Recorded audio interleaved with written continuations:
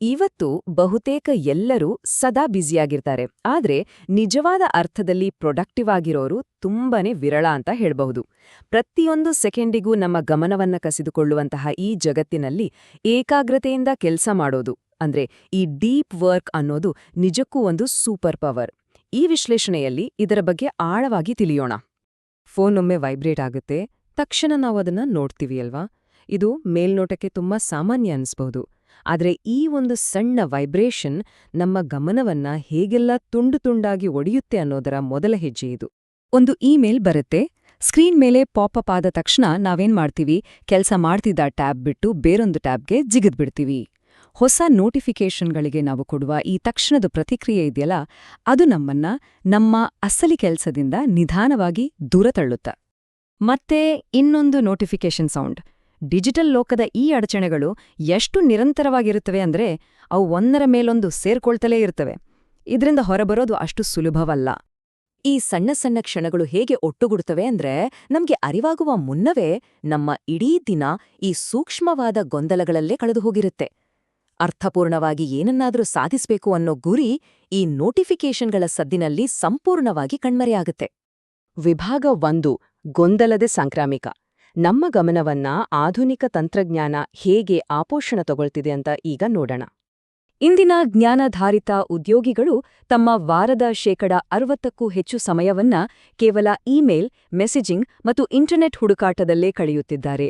ಇದು ಕೇವಲ ನಮ್ಮ ಸಮಯವನ್ನಷ್ಟೇ ಹಾಳು ಮಾಡ್ತಿಲ್ಲ, ಬದಲಾಗಿ ನಮ್ಮ ಮೆದುಳು ಕೆಲಸ ಮಾಡುವ ರೀತಿಯನ್ನೇ ಭೌತಿಕವಾಗಿ ಬದಲಾಯಿಸ್ತಿದೆ.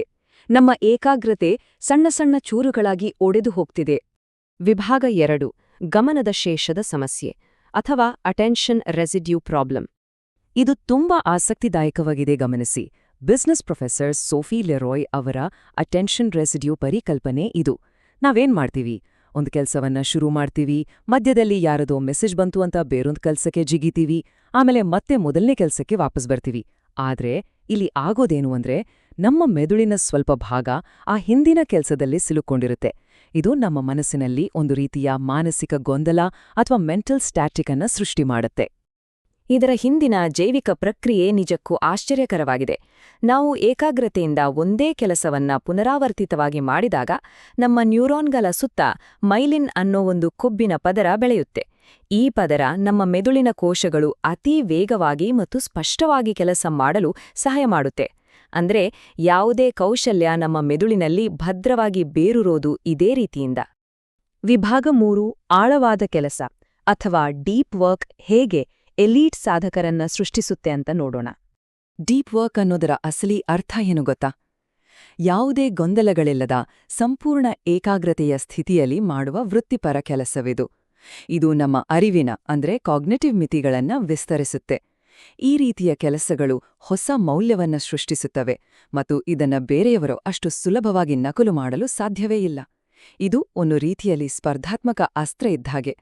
ಆಳವಾದ ಕೆಲಸ ಮತ್ತು ಆಳವಿಲ್ಲದ ಕೆಲಸ ಅಂದ್ರೆ ಶಾಲೋ ವರ್ಕ್ ನಡುವಿನ ವ್ಯತ್ಯಾಸ ಇಲ್ಲಿ ಸ್ಪಷ್ಟವಾಗಿದೆ. ಶಾಲೋ ವರ್ಕನ್ನ ನಾವು ಬೇರೆ ಗೊಂದಲಗಳ ನಡುವೆಯೂ ಸುಲಭವಾಗಿ ಮಾಡಬಹುದು, ಆದ್ರೆ ಇದು ನಮ್ಮ ಕೌಶಲ್ಯವನ್ನೇನೂ ಹೆಚ್ಚಿಸುವುದಿಲ್ಲ. ಅದೇ ಡೀಪ್ ವರ್ಕ್ ಪ್ರತಿಯೊಬ್ಬರ ಮೌಲ್ಯವನ್ನೇ ಸಂಪೂರ್ಣವಾಗಿ ಬದಲಾಯಿಸುವ ಶಕ್ತಿ ಹೊಂದಿದೆ. ಖ್ಯಾತ ಮನೋವಿಜ್ಞಾನಿ ಕೆ. ಆಂಡರ್ಸ್ ಎರಿಕ್ಸನ್ ಅವರ ಸಂಶೋಧನೆಗಳು ಬಹಳ ಮುಖ್ಯವಾದ ಒಂದು ವಿಷಯವನ್ನ ತಿಳಿಸ್ತವೆ. ಅದೇನಂದ್ರೆ ವಿಭಜಿತ ಗಮನ ಅನ್ನೋದು ಉದ್ದೇಶಪೂರ್ವಕ ಅಭ್ಯಾಸಕ್ಕೆ ಬಹುತೇಕ ತದ್ವಿರುದ್ಧವಾಗಿರುತ್ತದೆ. ಅಂದ್ರೆ ಕಠಿಣವಾದ ಕೆಲಸಗಳನ್ನ ಕರಗತ ಮಾಡ್ಕೊಳ್ಬೇಕಂದ್ರೆ ಅಲ್ಲಿ ಗೊಂದಲಗಳಿಗೆ ಕಿಂಚಿತ್ತೂ ಜಾಗ ಇರಬಾರದು. ಈ ಚಿತ್ರಣ ಆಡಮ್ ಗ್ರಾಂಟ್ನಂತಹ ಶೈಕ್ಷಣಿಕ ತಜ್ಞರು ಬಳಸುವ ಉತ್ಪಾದಕತೆಯ ಸೂತ್ರವನ್ನ ಅದ್ಭುತವಾಗಿ ವಿವರಿಸ್ತಿದೆ. ಉತ್ಪಾದಿಸುವ ಕೆಲಸದ ಗುಣಮಟ್ಟ, ಅದಕ್ಕಾಗಿ ಕಳೆದ ಸಮಯ ಮತ್ತು ಆ ಸಮಯದಲ್ಲಿರುವ ಏಕಾಗ್ರತೆಯ ತೀವ್ರತೆಯ ಗುಣಲಬ್ಧವಾಗಿರುತ್ತದೆ. ಅಂದ್ರೆ ಸಮಯ ಕಡಿಮೆ ಇದ್ರೂ ಏಕಾಗ್ರತೆಯ ತೀವ್ರತೆ ಹೆಚ್ಚಿದ್ರೆ ಅತ್ಯುತ್ತಮ ಫಲಿತಾಂಶ ಖಂಡಿತ ಸಿಗುತ್ತೆ. ವಿಭಾಗ 4: ಆಳವಾದ ಕೆಲಸದ ಆರ್ಥಿಕತೆ. ಈ ನ್ಯೂರಲಾಜಿಕಲ್ ವಾಸ್ತವ ಆಧುನಿಕ ಆರ್ಥಿಕತೆಯ ಜೊತೆ ಹೇಗೆ ಬೆರೆತಿದೆ ಅಂತ ಗಮನಿಸೋಣ. ಡೀಪ್ ವರ್ಕ್ ಹೈಪೋಥೆಸಿಸ್ ಪ್ರಕಾರ ಒಂದು ವಿಪರ್ಯಾಸವಿದೆ. ಆಳವಾಗಿ ಕೆಲಸ ಮಾಡುವ ಸಾಮರ್ಥ್ಯ ನಮ್ಮ ಆರ್ಥಿಕತೆಯಲ್ಲಿ ಅತ್ಯಂತ ಮೌಲ್ಯಯುತವಾಗಿರುವ ಇದೇ ಸಮಯದಲ್ಲಿ ಅದು ಹೆಚ್ಚು ಅಪರೂಪವಾಗುತ್ತಿರುತ್ತಿದೆ. ಸಾಮಾನ್ಯ ಪುನರಾವರ್ತಿತ ಕೆಲಸಗಳೆಲ್ಲ ಈಗ ಆಟೋಮ್ಯಾಟಿಕ್ ಆಗ್ತಿವೆ ಅಥವಾ ಔಟ್ಸೋರ್ಸ್ ಆಗ್ತಿವೆ. ಹೀಗಿರುವಾಗ ಯಾರು ಸಂಕೀರ್ಣವಾದ ವಿಷಯಗಳನ್ನ ವೇಗವಾಗಿ ಕಲಿಯಬಲ್ಲರೋ ಅವರಿಗೆ ಆರ್ಥಿಕವಾಗಿ ಭಾರಿ ಬೇಡಿಕೆ ಸೃಷ್ಟಿಯಾಗುತ್ತಿದೆ. ತೀವ್ರ ಏಕಾಗ್ರತೆಗಾಗಿ ಏಕಾಂತವನ್ನ ಹುಡುಕೋದು ಇಂದಿನ ಹೊಸ ಟ್ರೆಂಡ್ ಏನಲ್ಲ. ಕಾರ್ಲ್ ಜಂಗ್ ಅವರಿಂದ ಹಿಡಿದು ಮ್ಯಾನ್ಯುಯಲ್ ಟೈಪ್ರೈಟರ್ನಲ್ಲಿ ಬರೆಯುತ್ತಿದ್ದ ವುಡಿ ಆಲೆನ್ ಮತ್ತು ವಾರಗಟ್ಟಲೆ ಏಕಾಂತದಲ್ಲಿ ಚಿಂತಿಸ್ತಿದ್ದ ಬಿಲ್ ಗೇಟ್ಸ್ವರೆಗೆ ಐತಿಹಾಸಿಕವಾಗಿ ಮಹಾನ್ ಸಾಧನೆಗಳನ್ನ ಮಾಡಲು ಈ ಆಳವಾದ ಏಕಾಗ್ರತೆ ಒಂದು ಅನಿವಾರ್ಯ ಅಗತ್ಯವಾಗಿತ್ತು ಅನ್ನೋದು ಸಾಬೀತಾಗಿದೆ. ವಿಭಾಗ 5 ಬಿಸ್ನೆಸ್ ಪ್ರಗತಿಯಲ್ಲಿ ಕಾರ್ಪೊರೇಟ್ ಸಂಸ್ಕೃತಿಯಲ್ಲಿ ಹೇಗೆ ತಪ್ಪು ವಿಷಯಗಳನ್ನ ಪ್ರೋತ್ಸಾಹಿಸಲಾಗ್ತಿದೆ ಅನ್ನೋದನ್ನ ಇಲ್ಲಿ ನೋಡೋಣ. ಆಳವಾದ ಕೆಲಸವನ್ನ ಅಳೆಯೋದು ಕಷ್ಟ. ಹಾಗಾಗಿ ಆಧುನಿಕ ಕಂಪನಿಗಳು ಮೇಲ್ನೋಟಕ್ಕೆ ಕಾಣಿಸುವಂತಹ ಚಟುವಟಿಕೆಗಳನ್ನ ಅಂದ್ರೆ ಸದಾ ಆನ್ಲೈನ್ ಇರೋದು, ಇಮೇಲ್ಗಳಿಗೆ ತಕ್ಷಣ ರಿಪ್ಲೈ ಮಾಡೋದನ್ನೇ ದೊಡ್ಡ ಸಾಧನೆ ಅಂತ ಪುರಸ್ಕರಿಸ್ತವೆ. ಸ್ಪಷ್ಟ ಗುರಿಗಳಿಲ್ಲದಿದ್ದಾಗ ಈ ಅಸ್ತವ್ಯಸ್ತವಾದ ಬ್ಯುಸಿನೆಸ್ಸನ್ನೇ ಪ್ರಗತಿ ಅಂತ ತಪ್ಪಾಗಿ ಭಾವಿಸುವ ಅಪಾಯವಿದೆ. ಇದು ನಿಜಕ್ಕೂ ಒಂದು ಮೆಟ್ರಿಕ್ ಬ್ಲ್ಯಾಕ್ ಹೋಲ್. ವಿಭಾಗ 6 ಏಕಾಗ್ರತೆಗಾಗಿ ಮೆದುಳಿನ ಮರುಜೋಡಣೆ. ಈ ಸಾಮರ್ಥ್ಯವನ್ನ ಹೇಗೆ ಬೆಳೆಸಿಕೊಳ್ಳಬಹುದು? ಇದೊಂದು ವಿರೋಧಾಭಾಸದ ತಂತ್ರ ಅನಿಸಬಹುದು.